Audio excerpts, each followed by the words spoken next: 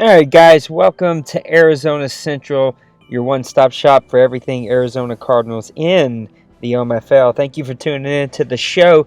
It's been a couple of weeks. Life has been busy, so we've got a couple of games that we want to catch you up on. I'm going to try to just hit the highlights of a few of them. It's been a rough stretch for us back and forth with lots of things going on.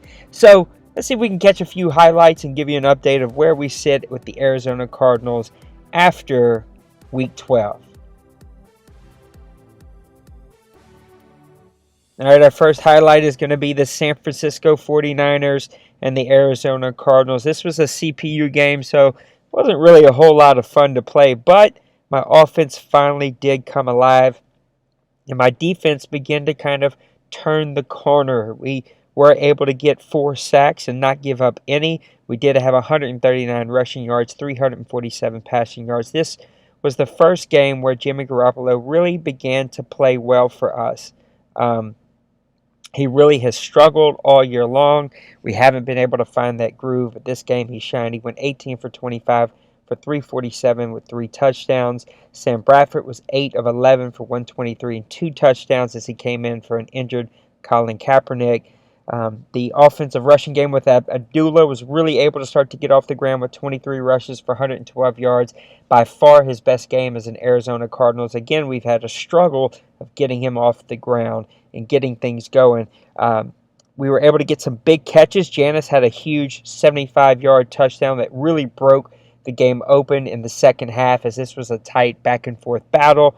Again, CPU games are not a lot of fun, but it was nice to be able to get the game under a win and begin to get this team and the offense rolling.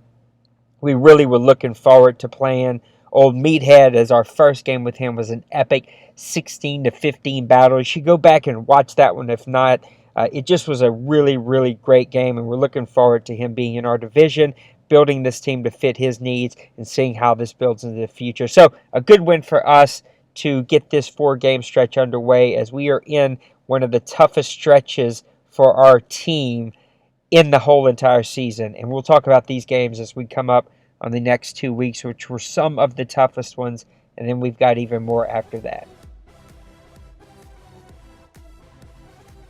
The next game up was the Atlanta Falcons. They came to town, or actually we went to visit them. This was going to be a really big battle that we were super looking forward to just because of our matchup 2 seasons ago.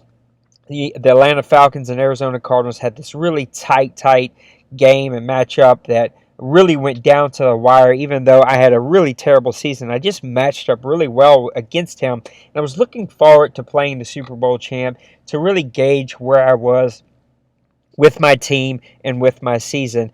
And even though the score was 30-10, and that's a pretty big whipping, this game was actually pretty tight until late when I threw a pick 6 in the end zone that really blew the game open and really took the doors off. We really struggled. The Atlanta Falcons defense is super fast and super strong. They just were able to make a ton of good plays. Really a tackling machine. As soon as you caught the ball, try to run the ball, they were there to tackle you. He only gave up 55 rushing yards, only 205 passing yards. I gave up 294 yards in the air, only 74 on the ground. I had 2 sacks. He had a sack. Both of these teams went back and forth. He was 56% on third down. I was only 29%.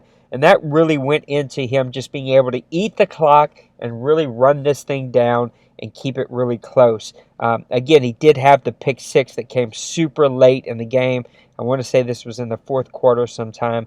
Jimmy Garoppolo struggled, 16 of 29 for 214. Matt Ryan really did shine today. He was 23 of 30 for 306. Really, these next 2 games, my pass defense really struggled. Gave up tons of passing yards and a very high completion percentage. Matt Ryan also had 2 touchdowns. Niles Davis was able to be bottled up fairly well, 54 rushing yards in 12 attempts, no touchdowns on the ground, but so was Abdullah, 11 rushing attempts for 53 and no touchdowns on the ground. Really bottled in that passing attack. None of my receivers really had a great day. Floyd had a touchdown on 4 receptions for 48 yards, but Julio Jones just really had his way. So did Miller. Both of those guys really just making plays after play. Jones just made the sick one-handed grab with a guy draped all over him. He had the long touchdown of 57 yards. It just was one of those plays where I really thought I had him and I was there. I had the right play call, but Julio Jones did what Julio Jones did, and he is just a really great, great player. So you were able to see Collins did come away with the pick. We were kind of picking on him with Floyd. Seemed to be the only thing we were able to get going, and he made me pay as he just made a great pass interception in the end zone, and he took it back for the score. Littell, Williams, Keeler all had a sack on the day, but ended up just not being enough as the Atlanta Falcons were the better team on this day, and they really showed it. It is a film to go back and watch for us, something that we can learn from. Didn't really help us, though, as we moved on to the Chiefs in the very next week. Moving on to the Chiefs in Week 11, this was another game where the Chiefs have only dropped one game on the season. I should say Week 12. The Chiefs have had an outstanding season so far, and this truly was a defensive battle.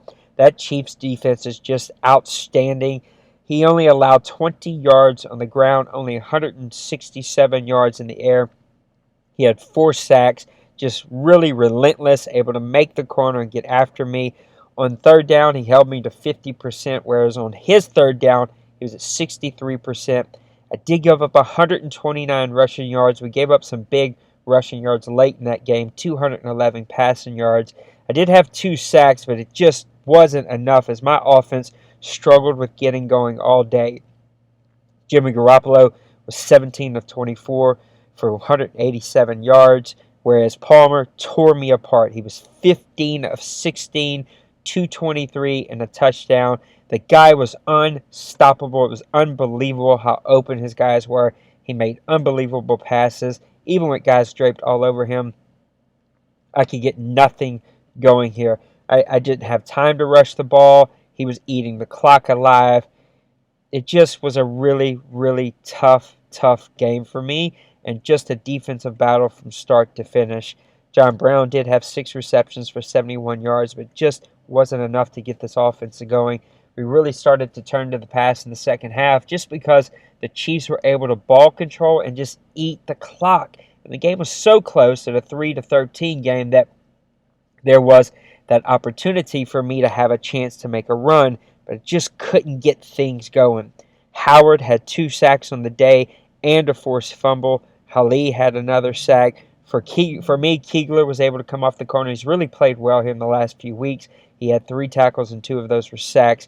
Ed Reed did come away with an interception, the only pass that wasn't completed from Palmer, but at last it just wasn't enough. Kansas City is an extremely great team, and they are going to be really deep in the playoffs. They may be the team to beat with that defense, as they are fast, they're strong, and they're just making plays left and right.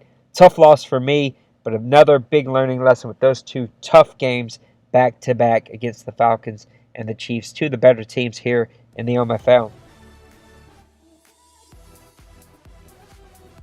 Then that moves us to Week 13 as the Chiefs, listen to me, I'm still stuck in Week 12. The Cardinals and the Packers faced off. The Packers are making a deep run. They are actually leading the NFC Central. He and I are kind of battling it out as in case he loses that run with the Chicago Bears and the Minnesota Vikings right on his heels. Even the Detroit Lions, you can't forget about them. That's a really tight race there in the NFC Central. So this game is going to go a long way in case he does fall back into the wild card run. Plus, for me to be up on those other guys who are not winning the NFC Central right now, I needed to come away with a victory, and my team actually played extremely well. My 2 defensive ends absolutely owned this game. They owned both of the Green Bay tackles, the right and left tackle. Really came off the edge, not only to get sacks, but to stop the run. We really did a great job at stopping the run and shutting down this offense for the Packers. On offense, for me, it was really hard to get things going just because I didn't have the ball a whole lot. There wasn't a lot of opportunity. And then when we did get the offense rolling, Jimmy Garoppolo got hurt in the third quarter and was out the rest of the game. And we couldn't do much with our backup quarterback. He was missing a lot of passes. We really had to rely heavily on the run, which Green Bay was able to blitz and make plays. He did give up 78 rushing yards, 124 passing yards. I gave up 68 rushing yards, a lot of those in the last drive or two as the game was kind of over. It was a 25-0 lead, and we really were starting to hit the brakes. 138 passing yards. He had 2 defensive sacks. I had 3 sacks. He was 38%. I was 38% on third down. He was 21%. So both of these defense played really, really well. But we did have 3 takeaways. He had 2 takeaways, as both of these defenses were making plays on that side of the ball. Again, Jimmy G struggled this game. He began to get things rolling, began to get things clicking, and then he got hurt. Francis came in. He did have a touchdown, but it was about his only good pass of the day. Every other pass was selling high and selling wide. Really wasn't able to get things going. Aaron Rodgers struggled, 10 of 21 for 144 yards with a passing touchdown. Good. The offensive rookie of the year so far really struggled today. 22 rushes, 63 yards. 30 was on one play where it was a 4th and 1, all-out blitz. He busted through it and got a 30-yard gain. Again, a lot of his rushing yards came very, very late in the game. I think at one point he was 14 carries for 13 yards. So the defense really did a good job of holding him intact. Not a whole lot of guys that shined on either side of the ball here. Janis had a couple of big catches against his old team for some big first downs to keep the ball rolling and get some scoring drives. Peterson did come away with an interception, as did Fields. And again, Kegler really shined. Kegler came across the corner. He had 2 sacks, 6 tackles, and a forced fumble. Really was a ball hawker today and able to make a lot of plays for us. This was a massive win for us, something that we really, really needed to happen, because without this, our season had begun to take a really bad turn for the worse. So there's a look at our team through Week 13. We're sitting at 8-4 right there in the hunt. Of course, we're not going to win our division. The LA Rams have been unstoppable. We do face the Seattle Seahawks next week, and they are looking for some redemption. A game there's always tight in a team that always plays well. Just looking at some stats here, our offense is taking a very tough turn this season. We're not quite sure why. Really built up our offensive line even stronger than in the past. We've moved some guys around, but can't get the offensive rushing game going. We ranked 17th in that at 75 yards per game. And then Jimmy Garoppolo just has struggled. He's ranked 17th at 208 yards per game, 23rd in total yards, and 20th in points at 21. Our defense, though, has really turned for the better. Even though our passing defense, we've given up a lot of yards, especially against the game against the Falcons, we really have played much, much better in getting turnovers. 8th in points at 19, 29th in passing yards allowed, 29th in total yards allowed, and really struggled with the run, giving up big gashing runs at 26. So our team has a lot of things that we got to work on. Giving up too many sacks at 29 sacks this year, 20 interceptions to 15 touchdowns for Jimmy G, only 61% passing percentage. Amir Abdullah has not filled in well for David Johnson, who's now with the Panthers, only 529 yards, but a lot of those were with the Panthers. 8 touchdowns has been pretty good. He has been a touchdown machine as he gets close to the end zone. Again, on the offensive side, our receivers are all playing well, but no one's really standing up and being that guy that we can hit for a big first down and for a big play.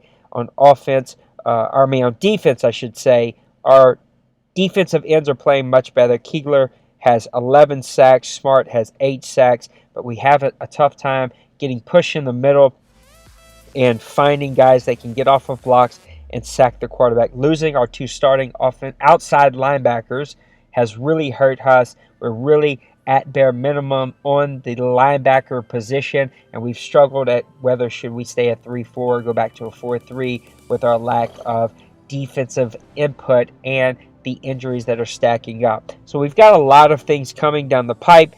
The Seattle Seahawks, again, will be looking for payback. We're going to have to keep ourselves in the winning ways if we want to make a run into the playoffs.